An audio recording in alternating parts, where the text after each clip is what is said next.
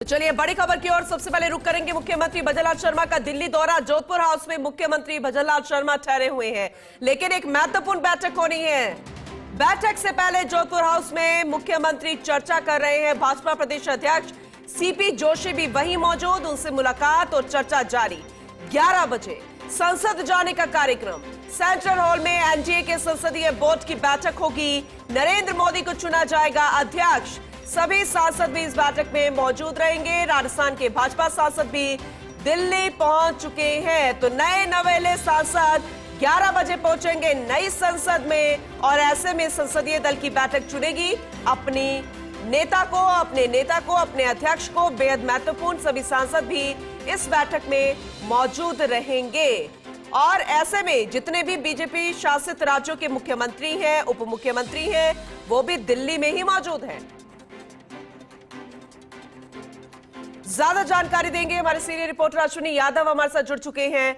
अश्विनी, जाहिर सी बात है सबसे अहम ये होता है सभी सांसदों के लिए, जिस भी पार्टी के वो चुने जाते हैं, वो अपना अध्यक्ष चुने, अपना नेता चुने, और आज वो दिन है। ऐसे में ओवरऑल जरा अपडेट कीजिएगा, क्योंकि 11 बजे तक की हमारी जानकारी है हमारे पास, जब 11 बजे संसद में पहुंचेंगे। दूसरी तरफ राजस्थान के मुखिया के बारे में भी जरा अपडेट कीजिएगा।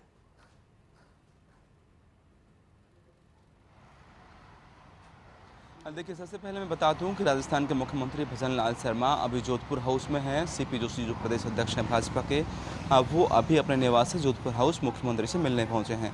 11 बजे जहां तक संभव है दोनों साथ ही जोधपुर हाउस से निकलेंगे और 11 बजे संसद भवन पहुंचेंगे, जहां सेंट्रल हॉल में एनडीए के सांसदों की बैठक रखी गई है।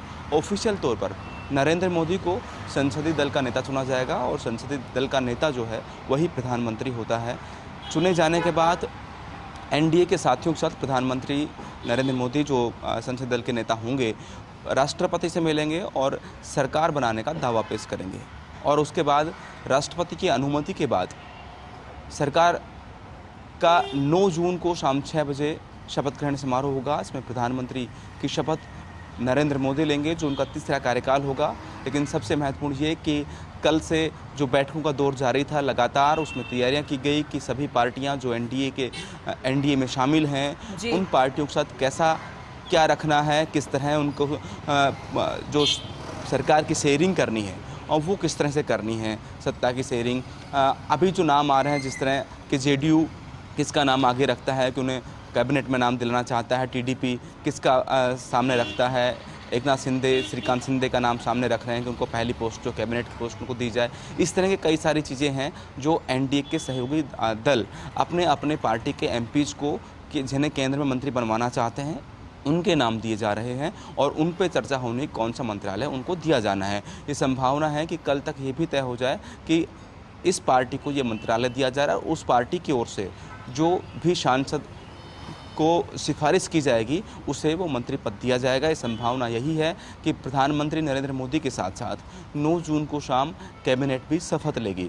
आज 11 बजे सेंट्रल हॉल में बैठक है, महत्वपूर्ण बैठक है। एनडीए के सभी सांसद उसमें मौजूद रहेंगे। एनडीए में शामिल सभी दलों के मुखियाओं ने अपने अपने सांसदों से कह दिया है कि उस एनडीए की इस सांसदों की बैठक में पहुँच जाएँ।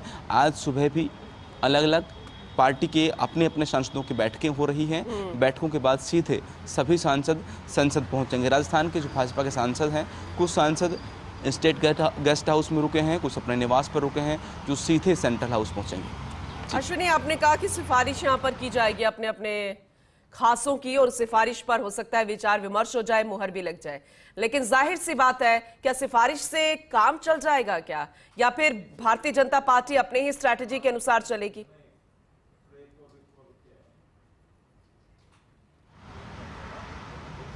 देखिए, निश्चित तौर पर फाइनली भारतीय जनता पार्टी की अपनी स्ट्रेटजी होगी, लेकिन जेडीयू में कौन केंद्र में मंत्री बनेगा ये जेडीयू के चीफ तय करेंगे, और टीडीपी में कौन मंत्री बनेगा ये वो तय करेंगे। एकनाथ शिंदे किसे मंत्री बनाना चाहते हैं वो तय करेंगे। वो अपने सांसद का नाम देंगे कि हमें इस सांसद को मंत्री बनवाना है, लेकिन मंत्रालय कौन सा मिलेगा, पोर्टफोलियो क्या होगा, ये भाजपा के आला नेता तय करेंगे।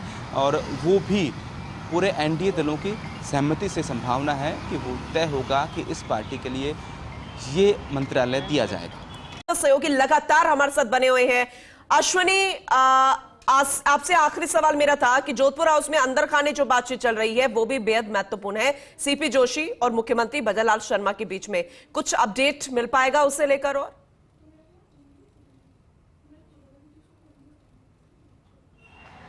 और देखिए, यूँ तो कल जब जयपुर से दिल्ली पहुंचे थे सीपी जोशी मुख्यमंत्री भजनलाल शर्मा के साथ यहाँ पहुंचे थे। कल भी इनकी मुलाकात जोधपुर हाउस में हुई और देर रात सीपी जोशी अपने निवास लौटे थे।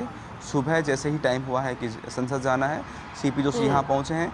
खिलाड़ी लाल बैरवा भी जोधपुर हाउस पहुँचे हैं, मुख्यमंत्री से मुलाकात करने के लिए पहुँचे हैं। लेकिन राजस्थान के मुखिया, पार्टी के मुखिया और राजस्थान के मुख्यमंत्री दोनों ही सेंट्रल हॉल जाएंगे, संसद जाएंगे और निश्चित तौर पर राजस्थान को लेकर, राजस्थान में क्या हो सकता है ये डिस्कस जो है दोनों ने कर लिया होगा। और पार्टी आलाकमान जो है उनको अपनी भावना में बताती होगी कि राजस्थान के हालात क्या हैं, चुनाव के बाद क्या हालात बने हैं, किस तरह की कोई कमियां छूट गई होंगी और कौन सी चीज़ें अभी कैबिनेट में हों तो वो अच्छी होंगी। ये संभावना है कि इस पर चर्चा करने के बाद दोनों पार्टी आलाकमान को ये समझाएं कि राजस्थान के हालात कैसे हैं, इस पर बात हो। लेकिन सबसे बड़ी बात यह है कि आज नरेंद्र मोदी को संसदीय बोर्ड का अध्यक्ष चुन लिया जाएगा, नेता चुन लिया जाएगा और 9 तारीख को वो प्रधानमंत्री पद की शपथ लेंगे। अब ये भी है कि शपथ ग्रहण समारोह में प्रधानमंत्री ने तय किया है कि सेंट्रल विस्टा में काम करने वाले मजदूरों को, रेलवे और मेट्रो के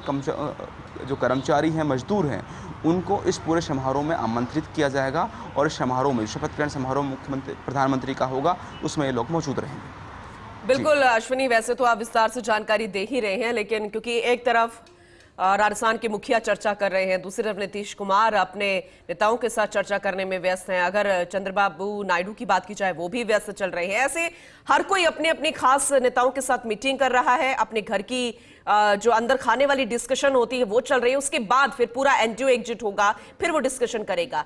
लेकिन अगर हम राजस्थान का जिक्र करें तो इस बार राजस्थान को क्या पोर्टफोलियो मिल सकता है, कौन ऐसा खास चेहरा हो सकता है?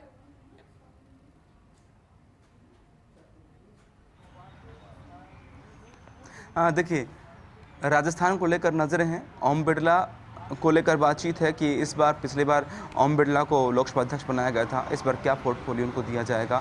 भूपेंद्र यादव हैं, उनको लेकर चर्चा है कि भूपेंद्र यादव को पार्टी संगठन में कहीं कोई बड़ा पद दिया जाएगा, राष्ट्रीय अध्यक्ष बनाने की बात है। हालांकि शिवराज सिंह और दूसरे नाम भी उसमें, मनोहर लाल खट्टर हों, ये नाम लगातार उसमें चल रहे हैं कि उन्हें ये पद से नवाजा जा सकता है। तो अगर राष्ट्रीय अध्यक्ष के पद पर कोई दूसरा नाम आता है तो निश्चित तौर पर भूपेंद्र यादव कैबिनेट में शामिल होंगे।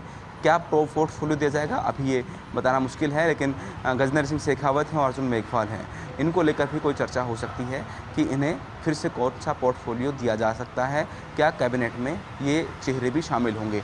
हालांकि इस बार ये देखा जा रहा है कि राजस्थान से जो पिछली बार मंत्रालय मिले और जितने पोर्टफोलियो पिछली बार राजस्थान से मंत्री बने, ये संभावना है कि इस बार उतनी सीटें राजस्थान के हिस्से में ना आए, क्योंकि भाजपा को अपने सहयोगी दलों को भी पद देने हैं, मंत्रिमंडल में शामिल करना है। बिल्कुल अश्विनी, क्योंकि राजस्थान को लेकर सवाल इसलिए भी क्योंकि आने वाले 5 साल में कोई महत्वपूर्ण चुनाव फिलहाल है नहीं, है नजर में है नहीं।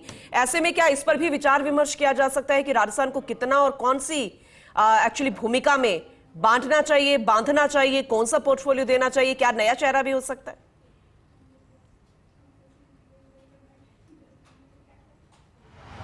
निश्चित तौर पर कोई नया चेहरा हो सकता है, लेकिन संभावना ये है, जिस तरह आपने भी कहा, कि राजस्थान में अभी पार्टी के हित में कोई बड़ी चीज़ नज़र नहीं आती, कोई चुनाव नहीं है, कोई इफेक्ट दूसरे स्टेट में कोई इफेक्ट राजस्थान इस मामले में नहीं करेगा। तो संभावना ये ज़्यादा है कि जिन स्टेट्स में इस साल चुनाव होने हैं, दिसंबर में चुनाव पेंडिंग है, जिन विधानसभा चुनाव, वहाँ पार्टी जा सकती है कि उन राज्यों में मंत्रिमंडल में वहाँ के सांसदों को शामिल किया जाए खास तौर पर। और राजस्थान जो है, लबोलुबा भी ये कह सकते हैं कि पिछले 2019 में जो सरकार बनी उसमें जितने पद मंत्रिमंडल के राजस्थान में मिले, उतना अब 2024 में जो मंत्रिमंडल का गठन होगा राजस्थान की उतनी हिस्सेदारी होती नजर नहीं आती है। बिल्कुल अश्विनी, लेकिन फिर भी बेहद महत्वपूर्ण हो जाता है क्योंकि हमेशा से मंत्री भी दिए हैं और एक अहम भूमिका में भी रहे हैं। और अभी अगर राजस्थान के मुख्यमंत्री बनने के बाद भजनलाल शर्मा का भी अर्ज जिक्र कर ले, जल शक्ति मंत्री के साथ उन्होंने एआरसीपी योजना में जिस तरीके से कार्यगति को आगे बढ़ाया, ये भी बेहद महत्वपूर्ण हो जाता है। चलिए अगर हम मोदी कैबिनेट का जिक्र कर ले, क्योंकि ये तो साफ हो गया है कि 9 तारीख को वो शपथ लेंगे। आज बेहद महत्वपूर्ण बैठक होने जा रही है, लेकिन कितने मंत्री एक साथ शपथ ले सकते हैं प्रधानमंत्री पद की शपथ के साथ नरेंद्र मोदी के साथ? क्या इस पर भी कोई जानकारी मिल पाएगी? कोई अपडेट आपके पास है? कितने राज्य मंत्री होंगे? कौन कौन से वो चेहरे हो सकते हैं? उनके पास कौन सी एक अहम भूमिका या पोर्टफोलियो हो सकता है? बड़े जो पोर्टफोलियोज हैं वो किसके पास जाएंगे? कोई इसे लेकर कोई डिस्कशन?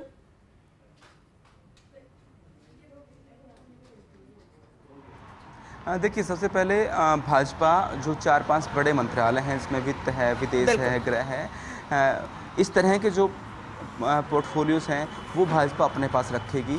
इसमें किसी भी दूसरे दल को देने में भाजपा सहमत नहीं होगी, ये क्लियर सी बात है। और हालांकि जो बिहार है, जेडीयू है, वो रेलवे की डिमांड कर रहे हैं। पहले भी बिहार में लगातार रेलवे का मंत्रालय जाता रहा है, भले ही लालू यादव हों, उससे पहले हों। बिहार में नीतीश कुमार खुद रहे हैं, तो बिहार में रेलवे का मंत्रालय जा सकता है। ये संभावना है कि भाजपा और सहयोगी दल इस पे राजी हो जाएं।